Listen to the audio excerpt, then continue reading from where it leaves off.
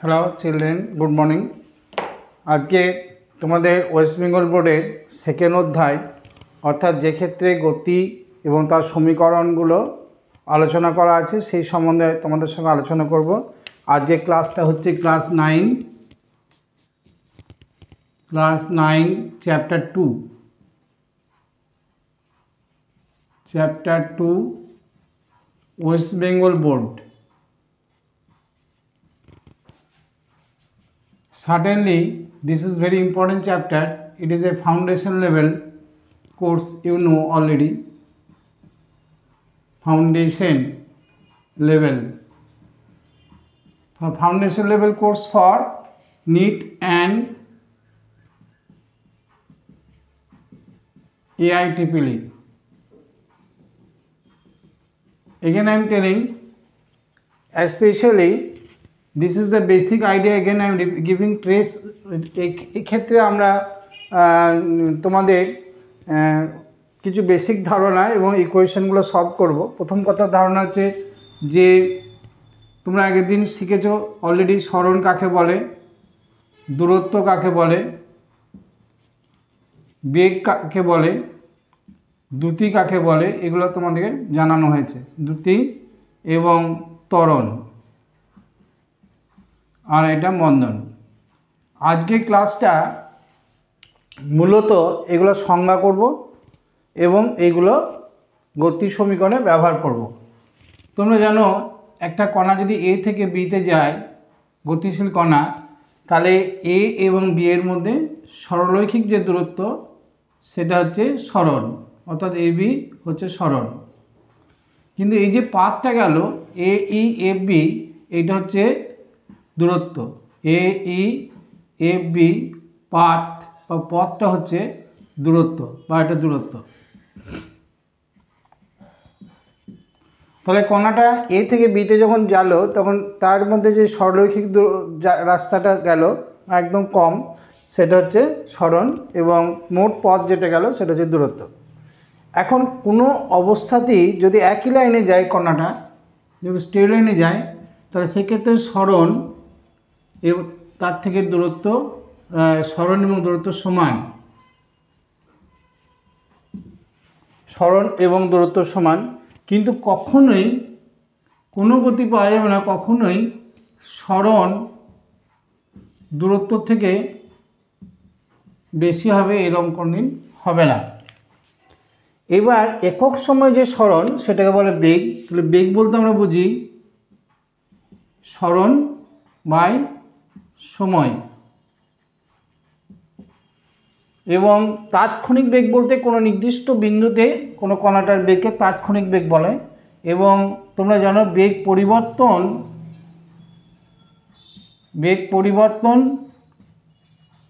By সময়, সেটা হচ্ছে ত্বরণ। এই বেগকে বলা হয় ভেলোসিটি, ত্বরণ হচ্ছে অ্যাক্সেলারেশন। তোমরা ইংরেজি টার্মগুলো জানবে।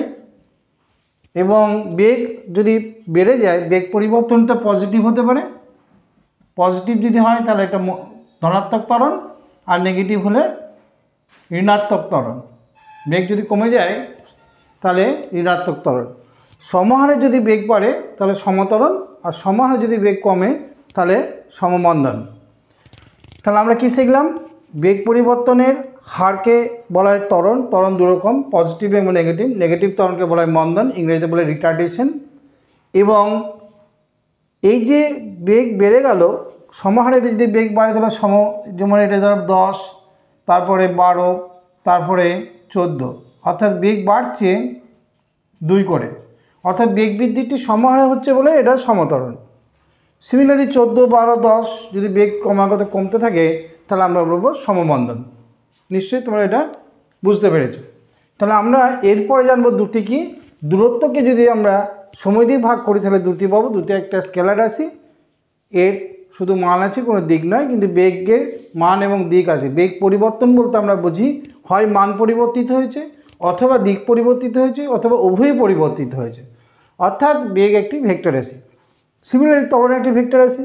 ত্বরণ ঋণাত্মক, ত্বরণ ধনাত্মক হতে পারে। আমরা ধীরে ধীরে আসছি। এবং মন্দন হচ্ছে বেগ হ্রাসের হারকে মন্দন বলা হয়। ক্লিয়ার? তাহলে এরপরে আমরা এই জিনিসটা মোটামুটি একটা ধারণা পেলাম। এরপর আমরা মুছে দিচ্ছি পার্ট 1টা। তাহলে পার্ট 1-এর পাঁচটা হচ্ছে সরণের সঙ্গে আসতে পারে, বেগের সঙ্গে আসতে পারে, ত্বরণের সঙ্গে আসতে পারে, দূরত্ব, দ্রুতি এবং মন্দন। দেখো বেগ এবং সরণবায়ুর সময়, বেগ পরিবর্তন এখানে একবার সময়টা আসবে আর নিচে একটা সময়, তাহলে ত্বরণের এককে সময়টা দুবার আসবে। ক্লিয়ার? ত্বরণের এককে সময়টা দুবার আসবে। তাহলে আমরা কি লিখব? একবার বেগ পরিবর্তনের যদি আমরা বুঝি সরণবায়ুর সময় আসবে, আর হার বোঝাতে আরেকবার সময় আসবে। তাহলে ত্বরণের সংজ্ঞায় আসবে সময় -2। সেই জন্য আমরা ডাইমেনশনালি যখন কোনো ভৌত রাশিকে আমরা কোনো মৌলিক এককের মাত্রা দ্বারা প্রকাশ করি বা ঘাত দ্বারা প্রকাশ করি, সেটা বলে তোমার ডাইমেনশনাল অর্থাৎ মাত্রা সংকেত। তাহলে এর মাত্রার সঙ্গে সরণের মাত্রার সঙ্গে L(t⁻²). তাহলে আমরা ত্বরণের মাত্রার সংকেত পেলাম L(t⁻²). আবার বলছি, যদি কোনো লব্ধ একক অর্থাৎ ত্বরণের এককটা লব্ধ একক, সেই লব্ধ এককটাকে যদি আমরা কোনো মৌলিক এককের ঘাত দ্বারা প্রকাশ করছি, তাহলে আমরা সেটা ঘাত বলতে এই যে পাওয়ারগুলো এখানে m এর উপর ডিপেন্ড করে না ত্বরণটা, সেখানে m⁻0 লিখতে পারো। আমরা জানি কতগুলো মৌলিক একক আছে তার ঘাত দ্বারা প্রকাশ করছি, অর্থাৎ এক্ষেত্রে আমরা ত্বরণের মাত্রা সংকেতটা পেলাম। এরপরে আমরা যেটা করতে যাব সেটা হলো এই যে যেগুলো পেলে, অর্থাৎ সরণ পেলে S, সরণটা যদি S হয়, বেগ পেলে V, বেগটা দুরকম হতে পারে V বা U, প্রাথমিক U বলি, অন্তিম বেগটাকে V বলি, দ্রুতিটা S বলি, দূরত্বটাকে S বলি এবং মন্দনটাকেও আমরা A বা F বলি। তাহলে আমরা এবার যেটা করব সেটা হচ্ছে সমীকরণগুলোকে আমরা ধীরে ধীরে ডিরাইভ করার চেষ্টা করব। তোমাদের ইকুয়েশনের সমীকরণগুলো যদি আমরা ধীরে ধীরে ডিরাইভ করি তাহলে আমরা কি পাচ্ছি দেখো। প্রথম সমীকরণটা কি আসবে? তাহলে গতীয় সমীকরণের প্রথম সমীকরণটা আমরা ডিরাইভ করছি। এটা তোমরা মোরালেস এটাকে লেকচার 1 রিভিশন বলতে পারো, আমরা আগেও এর ক্লাসগুলো করেছি। Lecture 1 revision. এই চ্যানেলটা স্যার রয় ফিজিক্স চ্যানেলটা মূলত করা হয়েছে এটা উদ্দেশ্য নিয়ে যে আমরা দেখেছি আমাদের অভিজ্ঞতা থেকে যারা ভবিষ্যতে কোনো মেডিকেলে বা কোনো কম্পিটিটিভ পরীক্ষায় বসতে যায় তাদের ফিজিক্স ব্যাকগ্রাউন্ডটা একটু দুর্বল থাকে তুলনামূলকভাবে, কারণ তারা 9-10-এ ফিজিক্স পার্টটাকে একটু হালকা করে নেয়। কিন্তু আমাদের আর একটা অভিজ্ঞতা দেখেছি কাজ করতে গিয়ে, যে যদি আমরা 9-10-এ একটু গভীরতায় ঢুকতে চেষ্টা করি বা পড়ার চেষ্টা করি তাহলে আমাদের প্রিপারেশন লেভেলটা একটু উচ্চ স্তরে চলে যাবে এবং পরবর্তীকালে যদি আমরা যে কোনো কম্পিটিটিভ পরীক্ষায় আমরা বসতে অনেক বেশি সুবিধা হবে বা আমাদের ধরতে সুবিধা হবে। সেই জন্য কিছু কিছু চ্যাপ্টারকে আমরা বারবার এই 9ই করতে চলেছি। সেই জন্য তোমরা যদি মনে হয় আমার চ্যানেল স্যার রয় ফিজিক্সটা তোমাদের কোনো উপকারে লাগছে তাহলে তোমরা অবশ্যই চ্যানেলটাকে সাবস্ক্রাইব করবে এবং আমাকে উৎসাহিত করবে। এরপর আমরা আসবো ধরি কোনো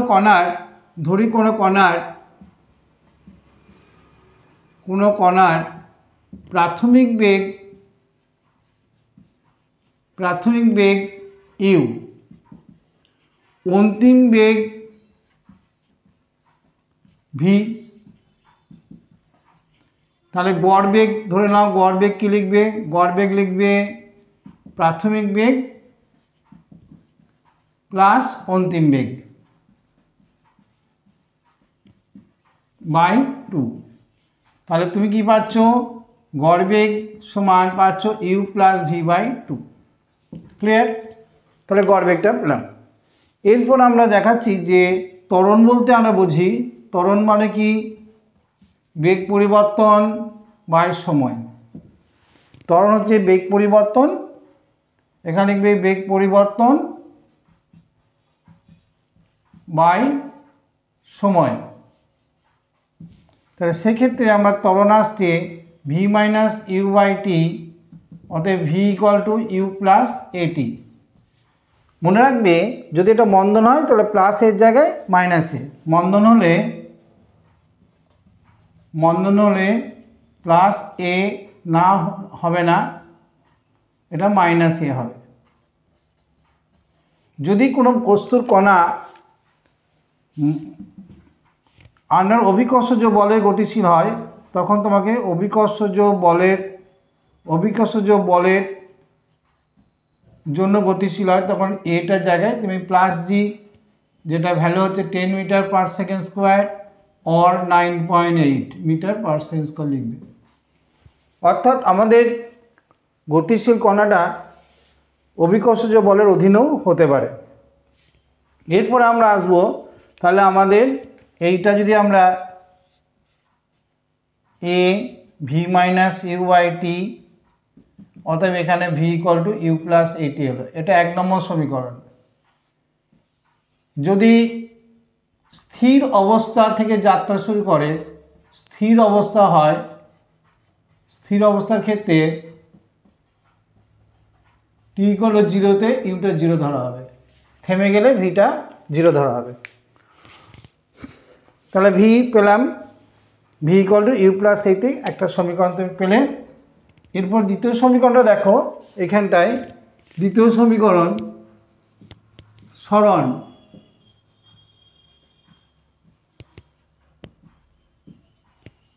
সরণ সমান এস ইকুয়াল টু তুমি লিখবে গড় বেগ ইন্টু সময়।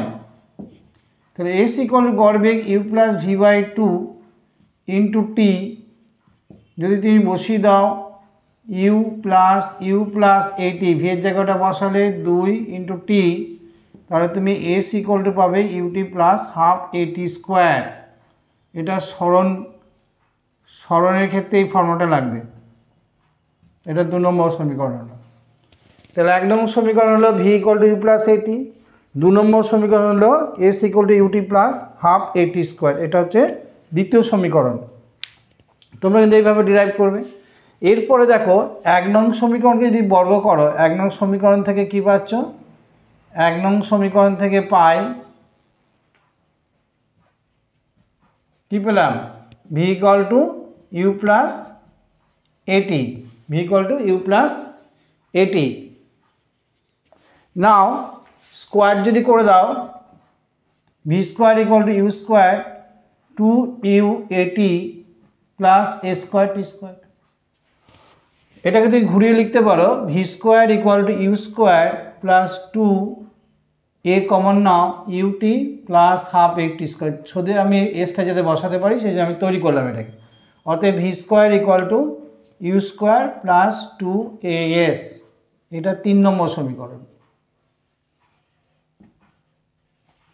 সবসময় সমীকরণগুলো মাথায় রাখবে, কারণ বেশিরভাগ কম্পিটিটিভ পরীক্ষায় ডাইরেক্ট কোশ্চেন দেয় না, অর্থাৎ তোমাদের ফান্ডামেন্টাল কনসেপশনাল কোশ্চেন হয় V square equal U square plus 2s। তাহলে এর মধ্যে তোমাদের সঙ্গে আমরা কি করলাম? আমরা এই ক্লাসটাতে সরণের সংজ্ঞা দিলাম, দূরত্ব বললাম, বেগ বললাম, মন্দন বললাম, ত্বরণ বললাম, সবটাই বললাম। এবং আমরা বললাম কখনোই সরণটা দূরত্ব থেকে বেশি হবে না, সমান হতে পারে যদি একই লাইনে গতিশীল হয়। এরপর আমরা গতির প্রথম সমীকরণটা নির্ণয় করলাম, গতির দ্বিতীয় সমীকরণ নির্ণয় করলাম, গতির তৃতীয় সমীকরণ নির্ণয় করলাম। এরপর আমরা যেটা করব, একটা কণার গড় বেগের উপর একটা ধারণা তৈরি করার চেষ্টা করব। মুছে দিচ্ছি।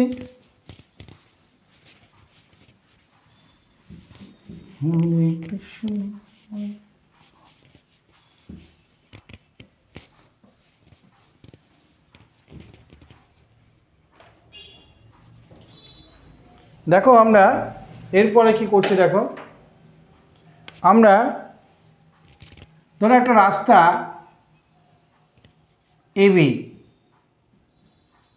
তুমি অর্ধেক কিছুটা পথ d1 পথ গেছো d1 v1 ভেলোসিটিতে, d2 গেছো v2 ভেলোসিটিতে।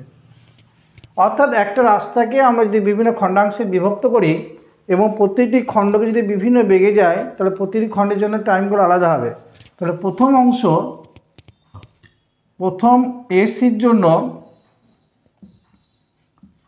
সময় কত হবে? d1 by v1। তার দূরত্বকে বেগ দিয়ে ভাগ করলে তুমি সময় পাবে।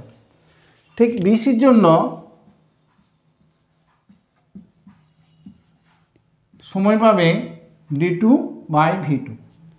তাহলে তোমাকে যদি আমি গড় বেগ বলি তাহলে গড় বেগটা কী করে বার করবে? মোট পথ বাই মোট সময়। তাহলে মোট পথ কত পেয়েছো? d1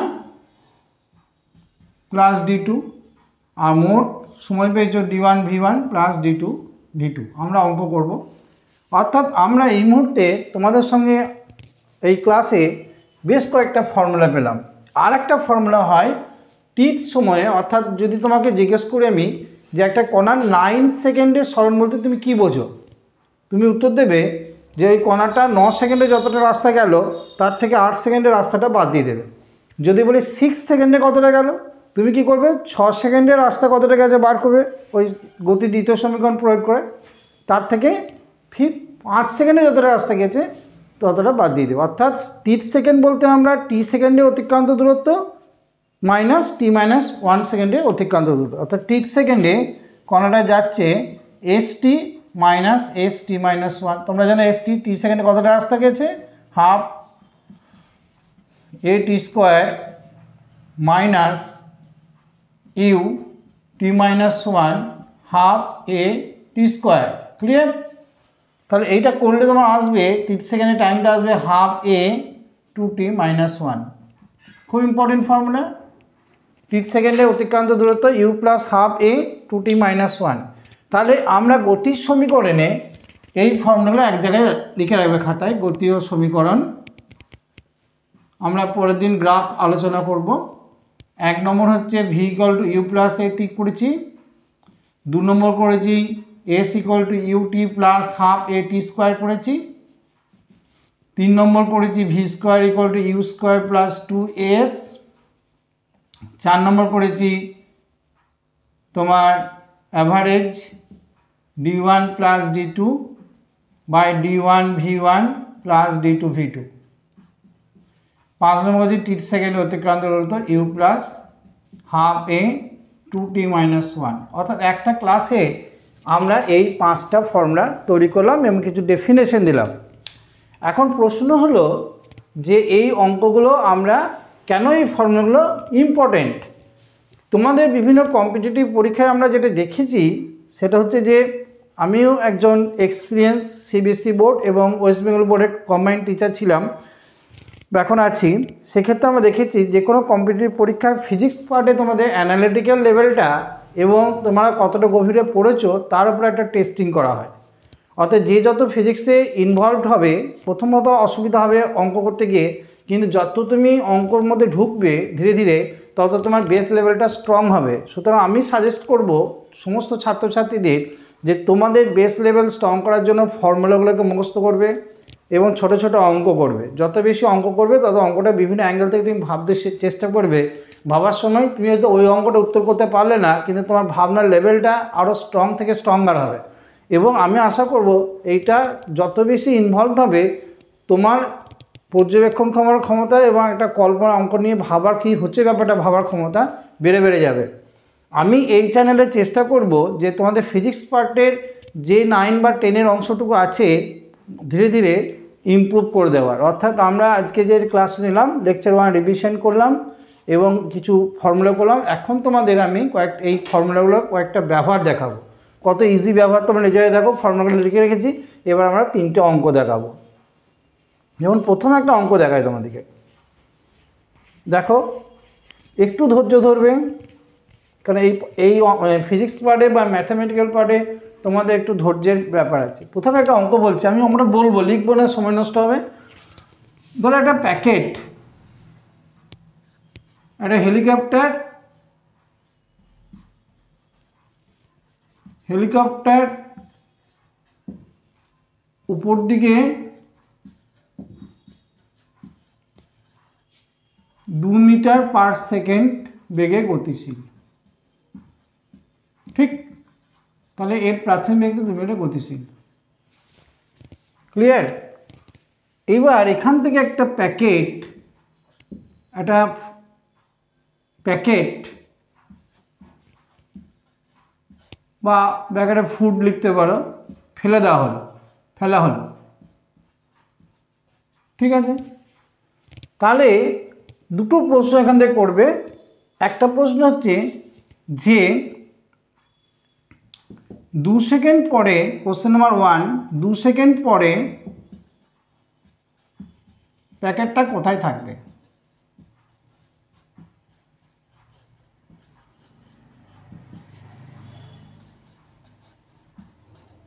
ঠিক, তাহলে এটা প্রবলেম নাম্বার 1। একটা হেলিকপ্টার উপর দিকে যাচ্ছে 2 মিটার পার সেকেন্ড বেগে গতিশীল, এদিকে বেগটা হচ্ছে 2 মিটার পার সেকেন্ড গতিশীল। একটা প্যাকেট ফেলে দিলি, তাহলে তুমি প্যাকেটটা যদি ফেলে দাও তাহলে প্যাকেটটা 2 সেকেন্ড পর কত হবে? তাহলে আমাদের নিশ্চয়ই সরণ চেয়েছে, তো এস ইকুয়াল টু ফর্মুলা কি? ইউটি প্লাস হাফ, যেহেতু গ্র্যাভিটির আন্ডারে যাচ্ছে আমাদের অভিকর্ষ, প্যাকেটটা অভিকর্ষজ বলের প্রভাবে নামছে, সুতরাং আমি এটা লিখব জি টি স্কোয়ার। ক্লিয়ার? এখন বেশিরভাগ ছেলেরা কি করবে, টিটা দেওয়া আছে কত? টি দেওয়া আছে 2, জি এর মানটা তোমাদেরকে বলেছি 9.8 এবং ইউটা বলেছি 2। যে ভুলটা বেশিরভাগ স্টুডেন্ট করবে, এক্ষেত্রে সবগুলো যদি নিম্নমুখী হয় তাহলে তুমি এই ফর্মুলাটা ডিরেক্ট লিখতে পারো, কিন্তু দেখো ইউটা প্রাথমিক বেগটা কিন্তু উপর দিকে, সুতরাং সেক্ষেত্রে তুমি কি করবে, ইউটাকে মাইনাস ধরবে। তাহলে 2 × 2 প্লাস হাফ 9.8 × টি স্কোয়ার মানে 4, তাহলে এটা আসবে -4 প্লাস 19.6, দ্যাট ইজ হলো 15.6, অর্থাৎ প্যাকেটটা 15.6 নামবে। কখনোই ভেবে বসো না ইউ এর জায়গায় তুমি প্লাস লিখবে, কারণ ইউটা জিটা যেদিকে, জিটা নিচের দিকে প্লাস, জিটা যদি সরণটা যদি আমরা নিচের দিকে প্লাস ধরি, তো ঊর্ধ্বমুখী দিকটাকে আমাদের ভেক্টর রাশির ক্ষেত্রে নেগেটিভ ধরতে হবে। অর্থাৎ যেহেতু প্লেনটা ওপর দিকে, তাহলে সেক্ষেত্রে আমরা কিন্তু ইউটার ক্ষেত্রে -2 ধরলাম। ক্লিয়ার? আর একবার বলি, একটা হেলিকপ্টার 2 মিটার পার সেকেন্ড উপর দিকে যাচ্ছে, ঠিক সেই সময় একটা ফুড প্যাকেটকে তুমি ফেলে দাও, যদি ফুড প্যাকেটে নামে তাহলে অ্যাকচুয়ালি 2 সেকেন্ড পর প্যাকেটটা কোথায় থাকবে? উত্তর হবে যেখান থেকে ছেড়ে দিলে প্যাকেটটা, সেইখান থেকে 15.6 মিটার নিচে নামবে। কীভাবে অঙ্কটা হলো? আমাদের সরণ চেয়েছে, তাহলে কোন ফর্মুলা আসবে? দ্বিতীয় ইকুয়েশনটা S equal U T plus half G T square. এটা হয়তো অনেক স্টুডেন্ট লিখে ফেলবে, কিন্তু যে সমস্যাটা স্টুডেন্টদের ক্ষেত্রে হবে সেটা হচ্ছে ইউ এর ক্ষেত্রে অনেকে 2 ধরবে, কিন্তু ইউর ক্ষেত্রে 2 ধরলে হবে না, কারণ ইউটা ঊর্ধ্বমুখী ছিল, সেই ক্ষেত্রে ঋণাত্মক বেগ ধরতে হবে। ক্লিয়ার? এবার যদি বলি গ্যাপ কত বাড়বে, তাহলে দেখো প্যাকেটটা নেমে এসছে 15.6, প্যাকেটটা এখানে এসছে, আর হেলিকপ্টারটার প্রতি উঠে গেছে 2 × 2 4 মিটার, তাহলে তাদের মধ্যে গ্যাপটা হয়ে যাবে 15.6 প্লাস 4, গ্যাপটা হয়ে যাবে 19.6 মিটার। ওকে, ইজি প্রবলেম। নেক্সট প্রবলেমটা দেখো,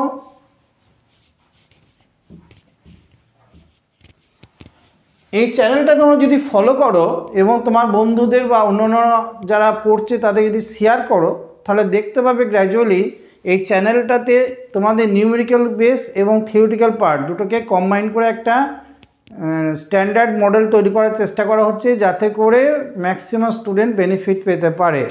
সুতরাং চ্যানেলটা তোমরা আশা করি সাবস্ক্রাইব করবে। যদি দেখো চ্যানেলটা 2-4 বার তোমরা ব্যবহার করে যে দেখো যে তোমার লিফটিং হচ্ছে, ইন্টেলেক্ট লেভেল বা তোমার সাবজেক্টের গভীরতা লিফট করছো, তাহলে তুমি অবশ্যই এটা কাজটা করবে, তাহলে তোমার উপকারটা হবে। আমি দ্বিতীয় অঙ্কটাতে বলি, ধরো একটা রাস্তা, এই অঙ্কটা কিন্তু আমার নিজস্ব একটা কনসেপ্ট, আমাদের নিজের একটা কনসেপ্টকে কাজে লাগাচ্ছি। দেখো এটা তোমার কোনো বইয়ে আশা করি এটা হবে না, পাবে না।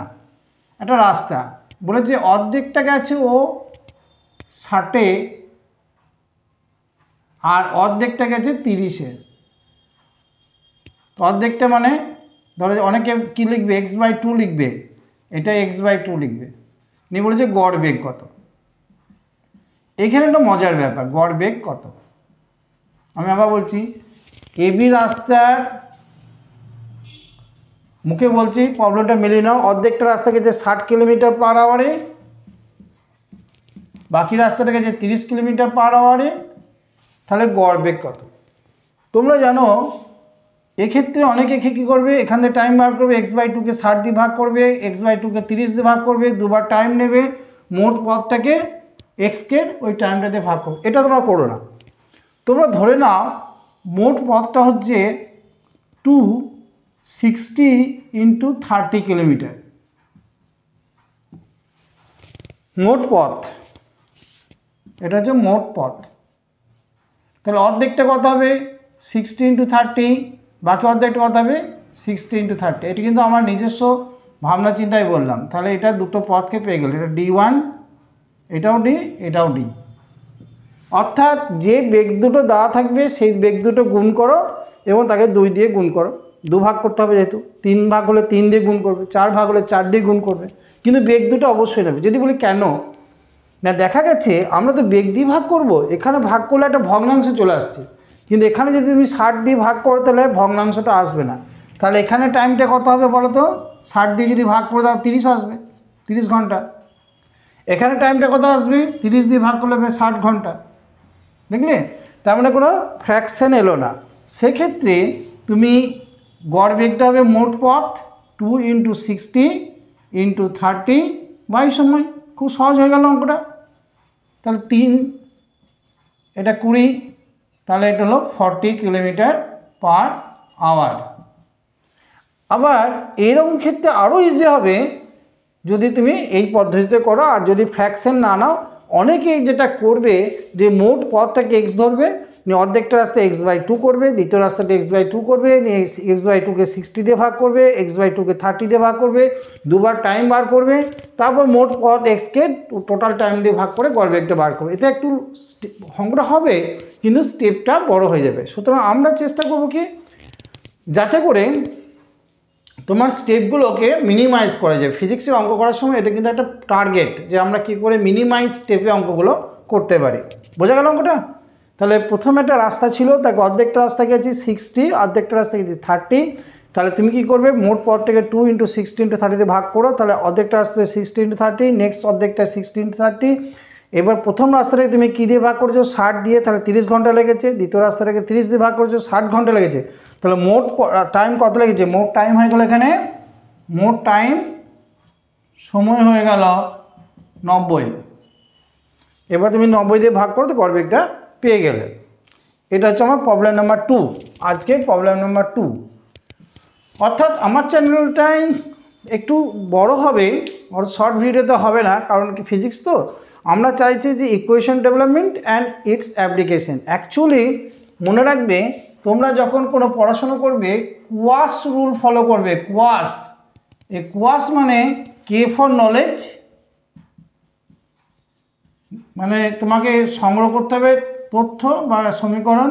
ই হচ্ছে বুঝে পড়া, আন্ডারস্ট্যান্ডিং।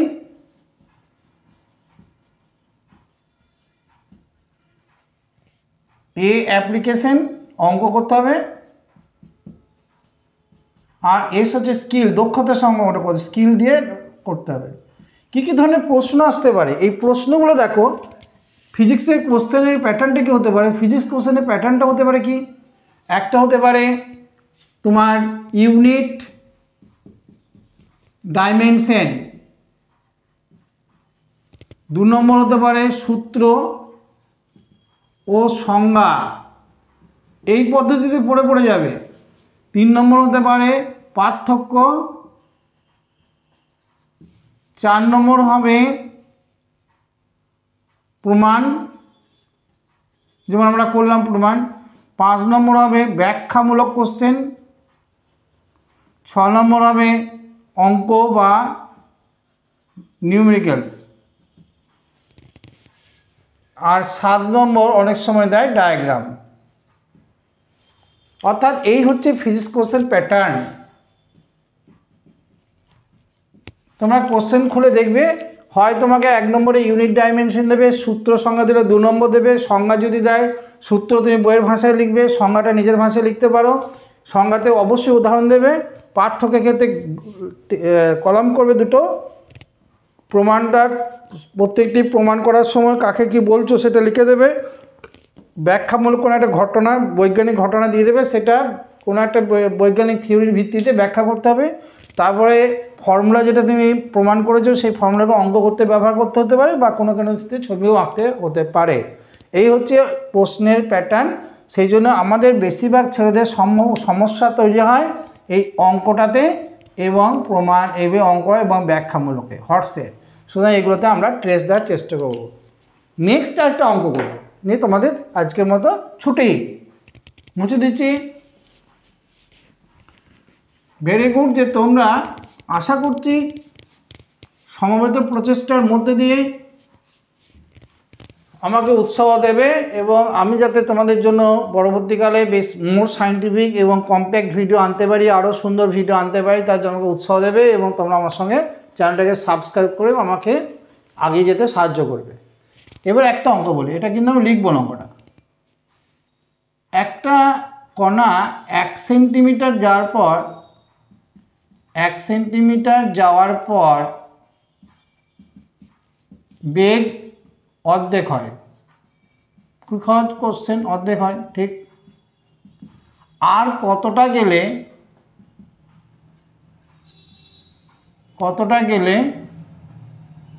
বেগ শূন্য হবে? ক্লিয়ার? তুমি একটা কণা 1 সেন্টিমিটার গেল, আর কতটা যাবে নিয়ে শূন্য হয়ে যাবে বেগটা। তার মানে এ বি গেল, এ বি যাওয়ার পর 1 সেন্টিমিটার যাওয়ার পর ওর বেগটা কত, ধরো 2u বেগে ঢুকেছিল, আর 1 সেন্টিমিটার যার বেগ ইউ হলো, মনে করো আরও এস দিয়ে ওর বেগটা হয়ে যাবে 0। তো কটা বেগ? 3টে বেগ। প্রথমে ঢুকলো এই বিন্দুতে 2 বেগে, 1 সেন্টিমিটার ভেদ করার পর বেগ কমে গেল, কারণ কাঠের তক্তা, মানে এটা কাঠের তক্তায় হচ্ছে ঘটনাটা। কাঠের তক্তা জিনিসটা কি? কাঠের তক্তা। সেখানে কিন্তু বাধা আসবে, এই বাধা পাওয়ার জন্য বেগটা কত হয়ে গেল? ইউ। আরও বাধা আসছে না, বেগটা থেমে যাবে। তাহলে ইকুয়েশনগুলো আবার ইউজ করো। প্রাথমিক বেগ কত? 2u। এখানে এ বি পথে তুমি লিখবে অন্তিম বেগ U square 4u square minus 2 into 1 into A. 1 হচ্ছে এস, কারণ কোন ফর্মুলা ইউজ করলে? V square equal to U square minus 2as। কেন মাইনাস? বাধা আছে। ভিটা কি? অন্তিম বেগ ইউ, এই রাস্তাটার জন্য। প্রাথমিক বেগ কত? 2u, তার হোল স্কোয়ার 4u স্কোয়ার আর 2 ইন্টু এস। তাহলে এই কোয়েশনটা 1 নম্বর হলো। এবং 2 নম্বর হচ্ছে, এবার তোমরা বিসি রাস্তাটা নাও। বিসি পথে আমরা কি পাচ্ছি দেখো, 0 square U square minus 2a into S. Number 2, এই 2 and 1 এবার সলভ করো। সলভ করলে তোমরা কি পাচ্ছ দেখো, এখানে পাচ্ছ 2a equal to 3u square. 1 নম্বর থেকে 1 থেকে পাই।